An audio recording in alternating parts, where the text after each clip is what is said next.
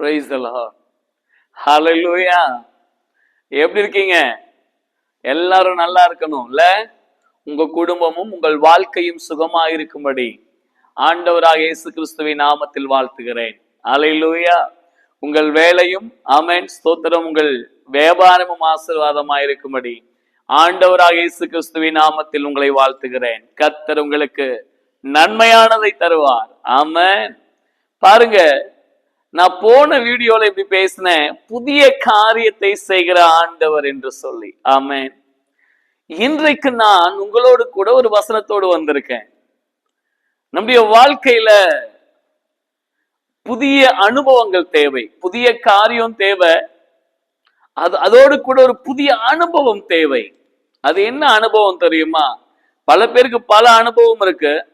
அதுல ஒரு அனுபவத்தை, நான் பெற்ற அனுபவத்தை உங்களோடு கூட பகிர்ந்து கொள்ள விரும்புகிறேன். Hallelujah. Praise the lord. Amen. பாருங்க, 2 கொரிந்தியர் 5ஆம் அதிகாரம், 2 கொரிந்தியர் 5ஆம் அதிகாரம் 17வது வசனம்.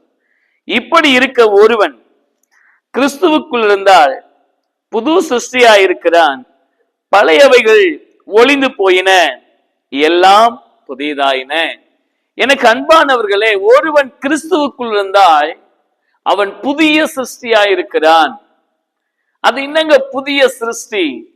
நம்மை நம்முடைய தாய் எவ்வளவு அழகாக பெற்றெடுத்திருக்கிறார். நம்முடைய ஸ்தோத்திரம் குடும்பம் நம்ம எவ்வளவு அழகாக பெற்றெடுத்து வளர்த்தது. அது என்ன புதிய சிருஷ்டி?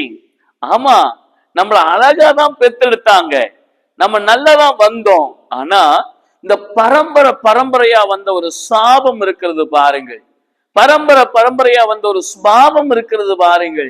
நான், என் தகப்பன், என் முப்பாட்டன், என் பாட்டன், இப்படி பரம்பரையா வந்த சாபம் எனக்கு நான் குழந்தையா இருக்கும் போது எனக்கு அது வரல. ஆனா நான் கொஞ்சம் பெரியவனாக அந்த சாபம் எனக்குள் வந்தது. அது என்ன சாபம்? அவர்களைப் போல பாவம் செய்கிற அனுபவம். ஹான்ஸ், பான்பராக், பீடி, சிகரெட், சாராயம், விபச்சாரம், வேசித்தனம், மோசமான பழக்க வழக்கங்களை நான் என்னுடைய ஸ்தோத்திரம் வாழ்நாட்கள்ல நான் அதை அனுபவிக்க, குடும்பத்திற்கு தெரியாமல், பிள்ளைகளுக்கு தெரியாமல் செய்ய ஆரம்பித்தோம். அது ஒரு பரம்பரை சாபம். யாரும் அதை விரும்பி செய்யல, யாரும் அதை ஆசைப்பட்டு செய்யல. விரும்பாத ஒரு பாவம், விரும்பத்தகாத முறையில் நம்முடைய வாழ்க்கையில் வந்தது.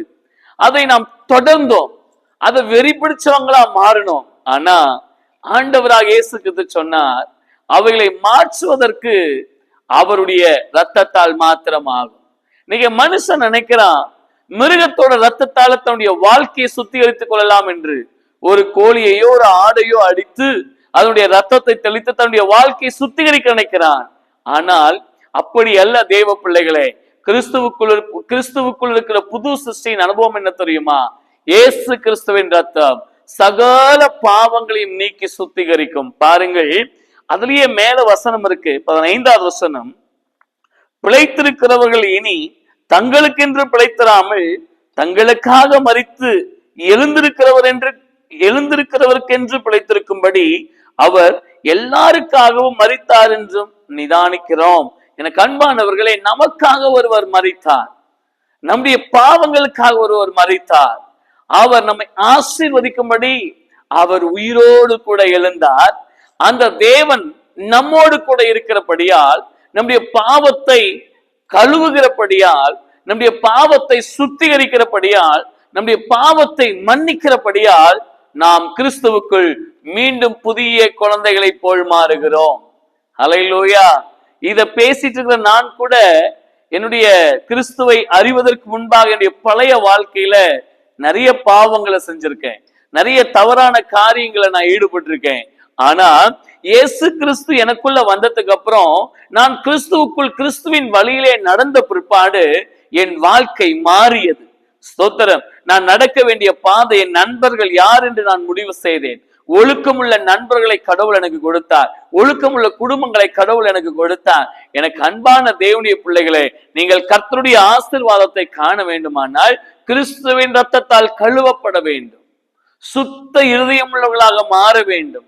இதயத்துல பாவ சிந்தனை, இதயத்துல தவறான சிந்தனை, வயிற்றுச்சல், பொறாமை, ஒருத்தர் நல்லா இருந்தா அவங்களுக்கு சூனியம் வைக்கிறது, அல்லது ஸ்தோத்திரம் மத்தவங்களை கெடுக்கணும் நம்ம நினைக்கிறது, அல்லது மற்றவங்களோட சேர்ந்து குடிக்கிறது, அல்லது குடிக்காரங்களை தன்னோடு கூட சேர்த்துக்கிறது, இப்படிப்பட்ட காரியங்களில் இருந்தெல்லாம் நமக்கு விடுதலை வேணும்னா அந்த விடுதலைய ஆண்டவராக இயேசு கிறிஸ்துவால மாத்திரம் தான் கொடுக்க முடியும். ஆமென். அவர் பரிசுத்தமான தேவன். அவர் பரிசுத்தர் ஆனபடியால் நம்ம எல்லாரையும் அவர் பரிசுத்தம் உள்ளவர்களாய் மாற்ற விரும்புகிறார். இயேசு கிறிஸ்து உங்களை விடுதலை ஆக்கினால் நீங்கள் மெய்யாகவே விடுதலை ஆவீர்கள். எல்லா போராட்டங்களிலிருந்தும் எல்லா பாடுகளிலிருந்தும் நீங்கள் விடுதலை ஆவீர்கள். எப்படிப்பட்ட பாவத்தை நீங்க விட முடியாம இருக்கு, எப்படிப்பட்ட சுபாவ கோபத்தை விட முடியாம இருக்கு, எப்படிப்பட்டதான ஸ்தோத்திரம் மனநிலையில நீங்க வாழ்ந்துட்டு இருக்கீங்க, ஆண்டவர்கிட்ட கேளுங்க. ஏசப்பா, என்னை புதிய சிருஷ்டியாக்கும், நான் புதியதாய் பிறந்த குழந்தையை போல் மாற்றுன்னு சொல்லி ஆண்டவர்கிட்ட கேளுங்க. ஹல்லேலூயா. ஏசப்பா கிட்ட நீங்க கேட்டீங்கன்னா அவர் உங்களை பிறந்த குழந்தைகளை போல புதிய சிருஷ்டியாய் மாற்றுவார். இன்னைக்கு நிறைய பேருடைய பாவம் தற்கொலைக்கு நேரா நடந்திருக்கு. நிறைய பேர் பாவம் செய்து தற்கொலை செய்து கொண்டார்கள். இன்னைக்கு நிறைய பேருக்குள்ள தற்கொலையின் எண்ணம், நிறைய பேருக்குள்ள மரண போராட்டம். அதெல்லாம் விடுங்க. பழைய பாவத்தை எல்லாம் விடுங்க, பழைய சுபாவத்தை எல்லாம் விடுங்க. ஆண்டவராக இயேசு கிறிஸ்து கிட்ட வாங்க. அவர் சொல்றாரு பாருங்க, ஆமென், ஒரு புது சிருஷ்டியாய் உன்னை மாற்ற போகிறார். உனக்கு ஒரு புதிய அனுபவங்களை நல்ல பாதையிலே நடத்தி உனக்கு தரப்போகிறார். அவர் உன்னை நிச்சயம் ஆஸ்வதிப்பார். அவர் உன் குடும்பத்தை நிச்சயம் ஆஸ்வதிப்பார். ஆமென். கர்த்தருடைய நாமத்தில் நான் உங்களை ஆசீர்வதிக்கிறேன். God bless you. Praise the Lord.